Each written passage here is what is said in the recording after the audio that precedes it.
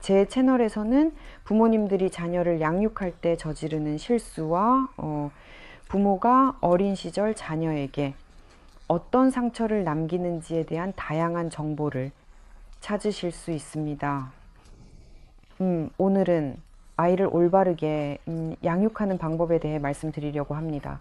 왜냐하면 많은 분들이 제 영상에 댓글을 달면서 저에게 올바른 양육 방법을 알려주세요 라고 요청하시기 때문입니다. 우리는 무엇을 하면 안 되는지는 알고 있습니다. 어때요? 전반적으로 어떤 수단과 방법을 통해 아이를 양육하면 아이에게 상처를 최소화할 수 있을까요? 왜냐하면 상처란 인간의 삶에서 때려야 뗄 수 없는 부분이기 때문입니다. 아이를 키우면서 전혀 상처를 주지 않는 것은 불가능합니다. 하지만 중요한 것은 이제 상처를 주었는지의 여부가 아니라 아이와의 갈등 상황에서 어떻게 대처하고 그 상처의 문제를 어떻게 해결하느냐입니다. 그래서 오늘 저는 여러분께 자녀와의 관계에서 실천해야 할 15가지 주요 지침을 알려드리겠습니다. 이 15가지 항목을 바탕으로 아이를 양육해야 한다는 점을 오늘 말씀드릴 예정입니다.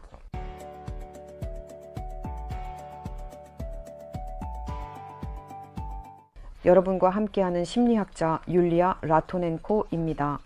저는 18년째 심리학자로 일하고 있으며 가족 상담이 개인적인 문제 그리고 심신의학적 이슈까지 다루고 있습니다. 그럼 바로 본론으로 들어가겠습니다. 군더더기 없이 말씀드리죠. 첫 번째 항목부터 시작하겠습니다. 아이를 행복하고 심리적으로나 신체적으로 건강하게 키우기 위해서는 무엇을 해야 할까요? 첫 번째 항목입니다. 많은 부모님들은 아이가 태어나자마자 어떻게 아이를 키우고 읽기와 셈을 가르치고 3살 때부터 영어를 가르칠지 꿈꿉니다. 이 모든 것은 지적 지능에 관한 것입니다. 그리고 이것은 전혀 나쁜 것이 아닙니다. 하지만 부모님들은 정서지능 발달에는 전혀 신경을 쓰지 않습니다. 그래서 정서지능이란 그 감정에, 즉 감정에 관한 것입니다. 모든 아이는 이미 7살이 되면 7가지 기본 감정이 무엇인지 알아야 하고 자신의 감정을 이 7가지 기본 감정을 사용해서 말할 수 있어야 하며 또한 어떤 행동이 다른 사람에게 어떤 감정을 불러일으킬지 예측할 수 있어야 합니다. 즉, 이 감정 지능은 이 아이의 공감 능력을 키우는 직접적인 길입니다. 그리고 만약 여러분이 아이를 올바르게 양육했다면, 즉 아이의 지적 지능뿐만 아니라 감정도 고려하고 그 감정을 이름 붙여주고 이 아이가 7가지 기본 감정의 언어로 대화할 수 있는 능력을 키워줬다면 여러분은 완전히 올바르게 행동한 것입니다. 그리고 이것은 아이가 시민성 장애에 걸리지 않도록 하는데 매우 중요합니다. 이것은 우선 사람의 신체적 상태에 영향을 미치고 자신의 감정을 인식하고 그것을 감정이 생긴 그 순간 그 장소에서 그리고 그 감정이 향하는 바로 그 사람에게 언어로 표현할 수 있는 능력에 영향을 줍니다. 이것이 바로 건강한 사람의 특징입니다. 두 번째로 제가 제안하는 것은 경계에 주의를 기울이라는 것입니다. 부모 자신에게 경계를 세우는 그런 능력이 없을 때 아이의 경계를 고려하는 것은 매우 어렵습니다. 부모들은 또 심지어 이러한 개인적인 경계가 어디에 있는지조차 이해하지 못합니다. 그렇죠? 그리고 물론 이런 부모들은 아이의 경계를 침해하게 될 것이고 이는 아이에게 감정적으로 폭력적인 행동이나 강요, 압박 등으로 나타날 수 있습니다. 예를 들어 아이가 분노할 권리가 있고 부모에게 아니요, 저는 이게 필요 없어요, 저는 다르게 하고 싶어요 라고 말할 권리가 있다는 것을 받아들이지 못하는 경우도 있습니다. 이런 사소한 일들이 정말 많아요. 예를 들어 제 환자들의 이야기를 들어보면 부모가 아이가 좋아하는 옷을 사주고 싶어 하지 않고 자기 취향대로 옷을 입히는 경우가 많아요. 그러면서 아이에게 너는 아직 아무것도 몰라, 내가 더 잘 알아 라고 말하는 거죠. 그리고 이것은 아이의 개인적인 경계를 직접적으로 뚜렷하게 침해하는 행동이에요. 그러니 자녀의 경계를 존중하세요. 그러면 아이도 여러분의 경계를 존중하게 될 거예요. 왜냐하면 아이는 마치 스크린처럼 부모가 가지고 있는 어떤 맹점, 그러니까 자신의 문제들이 모두 비춰지는 존재이기 때문이에요. 그리고 이런 문제들을 아이는 자라면서 부모에게 다시 비춰줍니다. 특히 사춘기 때 이런 일은 갈등 속에서 일어나고 부모들은 이렇게 말하죠. 도대체 왜 이렇게 나쁜 거지? 하지만 잘 들여다보고 인식하기 시작하면 사실 우리가 아이들에게 우리와 그리고 세상과 어떻게 소통해야 하는지 직접 가르치고 있다는 것을 알 수 있습니다. 즉, 아이를 어릴 때부터 하나의 인격체로 바라보고 아이를 독립된 사람, 독립된 인격체로 여겨야 하며 많은 부모들이 생각하듯이 자신의 소유물로 여겨서는 안 됩니다. 세 번째로, 올바른 양육을 위해 해야 할 일은 아이의 자립심을 키워주는 것입니다. 즉, 아이 주변을 맴도는 헬리콥터 부모나 아이를 끊임없이 감싸고 동시 모든 것을 대신 결정해주는 어미닭처럼 행동하지 말아야 합니다. 사실 이런 부모의 행동은 매우 이기적인데 부모가 이렇게 하는 이유는 추가적인 부담을 지고 싶지 않아서이고 문제를 최대한 빨리 해결하고 싶어 하기 때문입니다. 아이는 때로는 망설이거나 무엇을 해야 할지 오래 고민할 수도 있습니다. 이럴 때 부모가 직접 해주는 것이 더 쉽고 빠르다고 생각할 수 있죠. 맞나요? 하지만 이런 행동은 아이의 자립심과 책임감을 매우 부정적으로 만듭니다. 그래서 여러분이 저에게 물을 수도 있겠죠. 그럼 자립심은 어떻게 키울 수 있나요? 바로 아이를 과도하게 감싸는 행동을 멈추는 것부터 시작해야 합니다. 그리고 대략 3살쯤부터 아이가 내가 할래, 내가 혼자 할 수 있어 라고 말하기 시작할 때가 있습니다. 이게 바로 첫 번째 분리의 시기이고 두 번째는 청소년기에 시작됩니다. 이미 3살 무렵부터 아이는 부모로부터 독립하려고 시도합니다. 따라서 이러한 독립과 1차 분리를 긍정적으로 받아들이고 아이에게 선택할 수 있는 기회를 주어야 합니다. 예를 들어 이렇게 말할 수 있습니다. 봐, 너는 이렇게 할 수도 있고 저렇게 할 수도 있어. 그리고 만약 네가 이렇게 한다면 이런 결과가 있을 수 있어. 이런저런 결과들이 생길 수 있지. 만약 네가 저렇게 한다면 또 다른 결과가 있을 거고, 만약 세 번째 방법을 선택한다면 이런 결과가 생길 수 있어. 그리고 아이에게 묻는 거죠. 넌 어떻게 하고 싶니?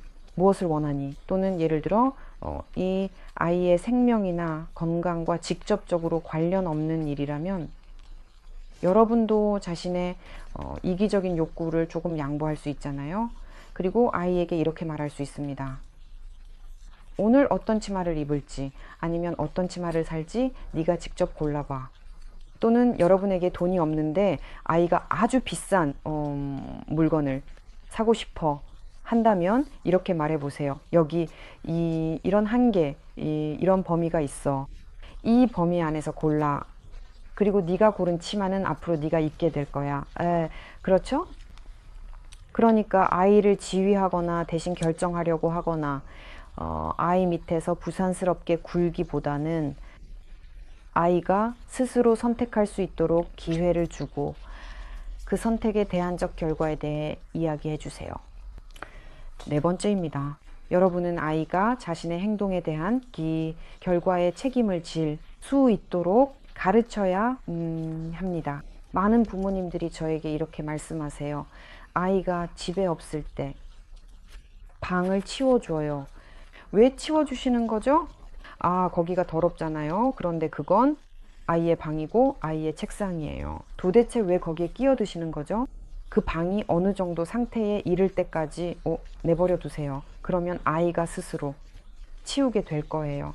그리고 집이나 아파트의 공용 공간에서는 아이에게 여러분이 어떻게 사는지, 어떻게 청소하는지, 얼마나 깨끗하게 지내는지 보여주세요.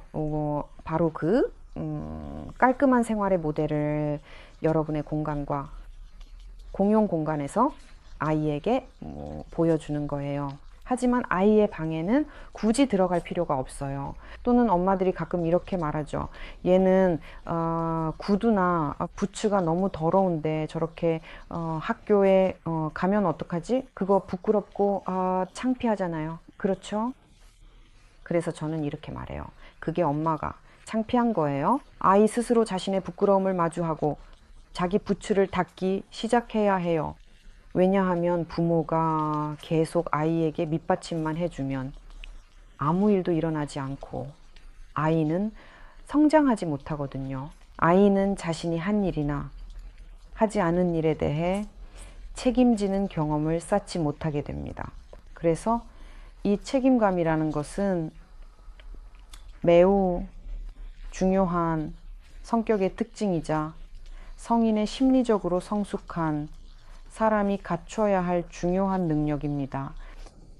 그래서 여기서는 조금 더 용감해질 필요가 있지만 아이에게 책임감을 가르친다는 것은 아이를 비난해야 한다는 뜻이 아닙니다. 왜냐하면 비난은 상처를 주는 행동이기 때문입니다. 비난은 아이에게 상처를 주는 행동입니다. 하지만 책임감은 그것과는 조금 다릅니다. 예를 들어 아이에게 어떤 갈등이 생겼을 때 여러분이 이렇게 말한다고 해봅시다. 자, 봐봐. 한번 같이 살펴보자. 갈등에 참여한 사람이 몇 명이면 그만큼 책임의 몫도 나뉘는 거야. 예를 들어 네가 친구와 다퉜다고 해보자. 그렇다면 책임의 50%는 네가, 50%는 친구가 지는 거야. 그리고 이제 어떻게 해서 너희가 이런 갈등에 이르게 되었는지 한번 같이 살펴보자. 무엇이 네가 이 상황에 어떻게 오게 되었는지, 그리고 친구는 어떻게 오게 되었는지 말이야. 누군가 한 사람만 나쁘거나 잘못한 경우는 없어. 갈등 속에서 각자 자기만의 교훈을 얻고 각자 이 갈등에 기여하는 부분이 있는 거야. 비록 그게 그렇게 명확하게 보이지 않을 수도 있지만 갈등에 참여한 사람들 사이에서 책임은 결국 똑같이 암시 나뉘게 돼. 그리고 만약 네가 아이에게 모든 책임이 아니라 자기 몫의 책임만 지는 법, 그리고 남의 책임과 자신의 책임을 구분해서 볼 수 있는 법을 가르친다면, 왜냐하면 만약 너가 전적으로 책임이 있다고 말하면 아이는 결국 신경증적인 성향으로 자라서 항상 죄책감이라는 벙커에 숨어 살며 모든 게 자기 잘못이라고 생각하게 될 거야. 아니야. 봐봐. 네가 이걸 했잖아. 네가 이 갈등에 이렇게 기여한 거야. 그리고 저 사람은 저렇게 기여했지.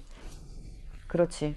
그래서 이 책임을 지는 능력은 아주 서서히 한 번에가 아니라 점진적으로 길러야 해. 왜냐하면 아이는 아직 어리기 때문에 모든 것에 대해 책임질 수 없거든. 조금씩 아이와의 대화에서 이런 어휘를 도입해야 해. 그래, 그런 개념을 도입하는 거야.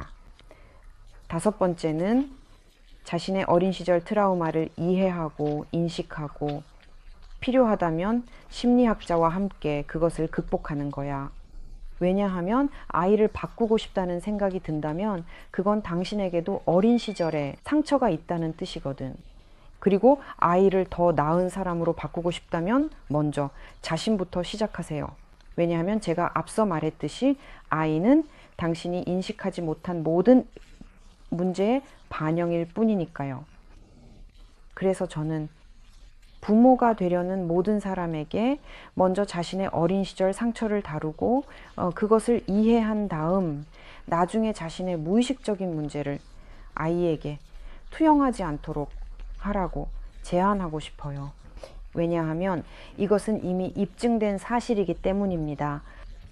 어린 시절에 의지가 꺾인 사람은 앞으로 더 약한 사람, 즉 어린아이의 의지를 꺾지 않을 수 없습니다. 6번째 항목입니다. 많은 부모들이 단순히 자신의 아이와 일종의 싸움을 벌이게 됩니다. 하지만 만약 여러분이 자녀에게서 무언가를 쟁취하려 한다면 그것은 가장 큰 실수이자 문제이며 아이에게는 트라우마가 됩니다. 즉 자녀와 싸우지 말고 그 아이의 친구가 되어 주세요. 생기는 문제들은 창의적으로 놀이를 통해 대화를 통해 해결하세요. 아이를 압박하지 말고 그저 아이에게 무엇을 느끼는지 물어보고 아이의 필요와 감정에 관심을 가져주세요. 하지만 그러기 위해서는 여러분 스스로가 7가지 기본 감정을 구분할 수 있어야 합니다. 그러니 제 자기개발 재생 목록을 시청해 보세요. 그 안에 감정 지능이 무엇인지 명확하게 설명해 주는 영상이 있습니다. 아이와의 모든 이런 갈등은 우리와 아이의 관계에서 의식적인 감정, 의식적인 정서, 그리고 의식적인 욕구가 없기 때문에 생기는 것입니다. 그리고 부모들은 종종 자신의 이기적인 욕구에서 아이에게 압박을 가하고 아이를 꺾거나 바꾸려고 하며 더 나은 사람으로 만들려고 합니다. 7번째 항목은 아이의 성적 트라우마와 관련이 있으므로 또 이 문제에 대해서는 매우 신중해야 합니다. 아이 앞에서 벌거벗은 채로 다니지 마세요. 이것은 즉 부모는 성적인 측면에서 아이와 완전히 순수해야 한다는 말씀이시죠. 네, 이런 주제에 대해 대화는 필요하지만 부모가 자신의 성생활에 대한 예를 들거나 아이에게 자신의 나체를 보여서는 절대 안 됩니다. 이런 행동은 아이에게 큰 상처를 주고 아이가 부모에게 성적으로 집착하게 만들 수 있습니다. 따라서 부모의 침실에서 들리는 온갖 소리나 부모가 성관계를 가질 때 아이가 우연이라도 그 자리에 있게 되는 일은 절대 용납될 수 없으며 매우 큰 상처를 남깁니다. 8번째 항목입니다. 자신의 아이에게 거짓말을 하지 마세요. 그렇게 하면 이 아이도 부모에게 거짓말하는 법을 배우게 됩니다. 이 점은 매우 분명하기 때문에 저는 이 항목과 다음 9번째 항목에 대해 더 이상 설명하지 않겠습니다. 아이를 조종하지 마세요. 나중에 아이가 조종하는 사람이 되어 왜 내 아이가 나를 조종하고 협박하려 드는지 매우 놀라게 될 것입니다. 다음은 10번째 항목입니다. 하지만 그 전에 아직 구독하지 않으셨다면 꼭 구독해 주시고 여러분의 경험담이나 이 모든 항목들을 자녀와의 관계에서 어떻게 적용하고 있는지에 대한 댓글도 기다리고 있다는 점을 다시 한번 말씀드리고 싶어요. 그리고 만약 딱히 쓸 말이 없으시더라도 댓글을 남겨주시면 환영합니다.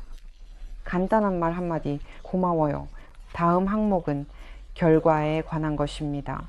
저는 상담을 하면서 자녀의 학교 성적이나 집안일 혹은 어떤 결과에만 거의 관심을 두는 부모님들을 정말 많이 만났어요.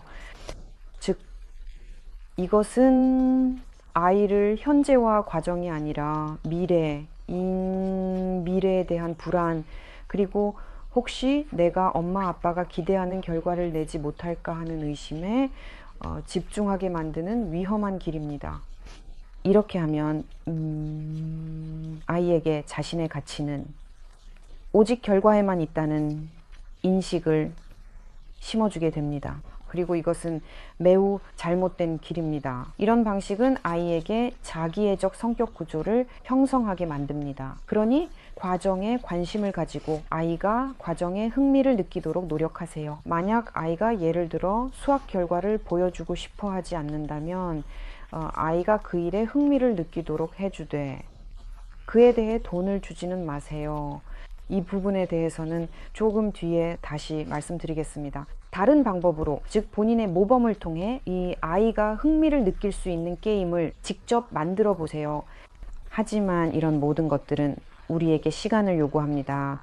우리는 그 시간을 아끼는데 너무 익숙해져 있죠. 아이와 대화하거나 수학이나 다른 것에 흥미를 느끼게 해줄 방법을 고민하는 것보다 그냥 자신의 기기 앞에 앉아 있는 게 더 편하다고 생각합니다. 다음 항목 11번째입니다. 아이를 올바르게 칭찬하세요. 이게 무슨 뜻일까요? 아이를 칭찬할 때는 아이가 해낸 일이나 성과뿐만 아니라 그 아이의 성격적인 면도 칭찬해야 합니다. 예를 들어 아이가 착하다는 점, 또는 아이가 배려심이 있다는 점, 그리고 예를 들어 책임감이 있다거나 공감 능력이 뛰어나거나 똑똑하다거나 하는 점도요, 이렇게 성격적 특성에 대해 칭찬하는 것입니다. 아이가 예쁘다는 점도요, 또한 아이가 스스로 아름답다는 것을 인식할 수 있도록 해주어야 합니다. 하지만 이런 칭찬을 할 때는 비교하지 않고 올바르게 칭찬해야 합니다. 많은 부모들이 아이를 다른 사람과 비교하면서 칭찬하곤 하거든요. 만약 여러분이 너는 모두 중에서 최고야 라고 말한다면 사실상 아이를 나르시시즘적인 길로, 그리고 불필요한 경쟁으로 내모는 셈입니다. 그렇게 되면 아이는 항상 다른 사람의 성과에 집착하게 되고 필요하든 필요하지 않든 경쟁하게 될 거예요. 아이는 단지 이기고 1등이 되고 최고가 되어야 한다는 생각만 하게 됩니다. 하지만 그것은 진정한 삶이 아니며 항상 외부의 기준에만 맞추게 되는 것입니다. 이렇게 하면 아이에게 외적 통제의 초점을 형성하게 됩니다. 즉, 이 아이를 칭찬하거나 인정할 때는 절대 다른 아이와 비교해서는 안 됩니다. 그래서 12번째로 제가 적어둔 것은 어느 쪽이든 절대 비교하지 말 것입니다. 그래서 이것이 우리의 12번째 항목이 될 것입니다. 13번째 항목입니다. 아이를 나무라지 마세요. 아무 말도 하지 말고 비난하지 말고 너는 이렇다 저렇다, 너는 잘못했다, 너는 나쁘다, 너는 더 잘할 수 있었잖아 같은 말을 하지 마세요. 이 모든 것은 아이에게 독성 죄책감을 불러일으키고 이 아이가 항상 변명하는 습관을 기르게 만듭니다. 이것은 개인적인 삶뿐만 아니라 사회적인 삶도 매우 파괴합니다. 하지만 아이가 뭔가 잘못했을 때 나무라지 않고 어떻게 말해야 할까요? 그냥 부탁하세요. 모든 꾸짖음, 모든 폄하, 모든 부정적인 평가, 부끄럽게 하는 것, 이 모든 것은 부탁으로 대체할 수 있습니다. 하지만 부모들은 수치심과 죄책감을 이용해 조종합니다. 그리고 확실히 여러분이 조종할 때 아이는 여러분의 부탁에 아니요 라고 말할 가능성이 더 적어집니다. 하지만 이런 죄책감과 수치심을 이용한 모든 조종 뒤에는 사실 부모 자신의 어떤 욕구가 숨어 있습니다. 그리고 내가 아이를 혼내거나 꾸짖거나 부끄럽게 할 때 내가 아이에게서 무엇을 원하는지 스스로 인식하는 법을 배워야 합니다. 그리고 그저 이 부탁을 나 메시지로 표현하면 됩니다. 예를 들어 나는 이렇게 느끼고 그래서 기분이 나쁘다고 말할 수 있습니다. 아이들이 그렇게 행동할 때 나는 화가 날 수도 있습니다. 네가 그렇게 한다, 네가 그런다라고 말하면 그건 이미 비난이 됩니다. 이건 나 메시지와 너 메시지에 대한 이야기입니다. 바로 그거예요. 그리고 이 너라는 말을 쓰지 않고 상황을 설명해야 합니다. 예를 들어 나는 사람들이 이렇게 저렇게 행동할 때 항상 화가 나 라고 말하는 거죠. 그래서 나는 너에게 부탁해. 여기서는 이렇게 말할 수 있습니다. 제발 그렇게 하지 말아줘. 또는 제발 이것 좀 해줘. 라고요. 하지만 여러분은 아이가 여러분에게 아니요라고 말할 권리가 있다는 점을 받아들일 준비가 되어 있어야 합니다. 예를 들어 지금은 내가 조금 있다가 그걸 할 수도 있어요. 아이에게 거절할 권리를 길러줘야 합니다. 부모들은 이 점을 자주 잊곤 하죠. 그래서 결국에는 희생적이고 거절을 못하는 사람들이 자라나게 되고, 그런 사람들은 나중에 나르시시스트나 사이코패스들에게 아주 쉽게 이용당하게 됩니다. 아이에게 억지로 공부하거나 숙제를 하거나 학교에서 공부하라고 강요하지 마세요. 오히려 아이가 흥미를 느끼게 해주는 것이 더 좋습니다. 왜냐하면 강제로 공부를 시키면 아이는 나중에 학습 자체에 대해 완전히 거부감을 갖게 되기 때문입니다. 하지만 이렇게 말하는 게 더 쉽죠. 앉아서 숙제해. 내가 하라고 했잖아. 부모님들이 이렇게 하는 이유는 그게 더 빠르고 더 간단하기 때문이죠. 하지만 아이가 어떤 과목에 흥미를 느끼게 하는 건 어렵고, 학교 선생님들도 그걸 적극적으로 하려고 동기부여가 되어 있지 않을 수도 있습니다. 자신의 과목에 아이들이 정말로 흥미를 갖게 만드는 선생님은 그렇게 많지 않아요. 하지만 만약 그런 선생님이 없다면 사실 부모님이 직접 그 역할을 할 수 있습니다. 아이를 억지로 시키거나 압박하지 말고, 왜냐하면 그렇게 해서는 좋은 결과가 나오지 않으니까요. 그리고 마지막 15번째 항목입니다. 아이에게 집안일이나 공부를 했다고 해서 절대 돈을 주지 마세요. 왜냐하면 이것은 아이에게 매우 부정적인 패턴을 형성하게 됩니다. 나중에는 돈이 없으면 동기부여도 없기 때문에 대학에서도 공부를 하지 않으려고 할 거예요. 그리고 또 한 가지, 엄마는 집안일을 무료로 하는데 아이에게만 왜 돈을 주는지에 대한 아주 어리석은 본보기를 보여주게 됩니다. 억지로 시키지 말고 그냥 흥미를 유발하거나 부탁을 하거나 도움을 요청하는 식으로 해보세요. 하지만 아이는 집안일을 하고 싶어 하지 않을 때 부모의 도움을 거부할 권리가 있습니다. 아이의 주된 과제는 아직 학습이기 때문입니다.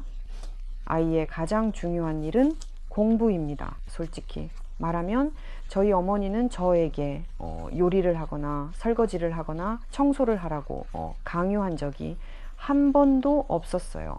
그리고 저는 자라서 이런 일들을 정말 좋아하게 되었습니다. 그리고 저희 집은 항상 깨끗하고, 저는 요리하는 과정도 사랑을 담아 대합니다. 그리고 저를 억지로 시키지 않았던 엄마에게 정말 감사하게 생각합니다. 그러니 여기서 아이의 노동을 이용하지 마시고, 아이가 이런 모든 일을 당연히 해야 한다고 생각하지 마세요. 아이는 아이일 뿐입니다. 여러분이 직접 본보기를 보여주면서 집은 깨끗해야 하고 음식은 맛있어야 한다는 것을 알려주는 거예요. 그렇죠? 그러면 아이는 자연스럽게 따라하게 되고, 스스로 원할 때 뭔가를 만들어 볼 수도 있습니다. 저는 억지로 시키지 않아도 스스로 관심을 가지고 뭔가를 만들어 보는 아이들을 많이 봤어요. 10살, 11살쯤에 스스로 만두 같은 걸 빚어보기도 하죠. 그러니 이런 모든 것을 억지로 시키지 마세요. 이게 가장 중요한 원칙입니다. 여기까지입니다. 이 영상이 마음에 드셨다면 좋아요를 눌러주세요.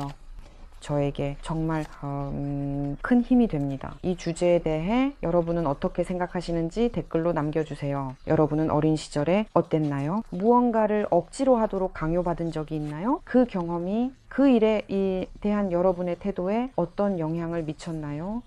여러분의 부모님은 여러분을 어떻게 키우셨나요? 그분들이 어떤 실수를 하셨고, 또 여러분 자신은 어떤 실수를 하고 계신가요? 그리고 여러분은 자신의 자녀에 대한 태도를 더 나은 방향으로 바꿀 준비가 되어 있으신가요? 그러니 제 채널을 구독하시고 댓글도 남겨주세요. 할 말이 없으시다면 그냥 감사합니다 라고만 남겨주셔도 됩니다.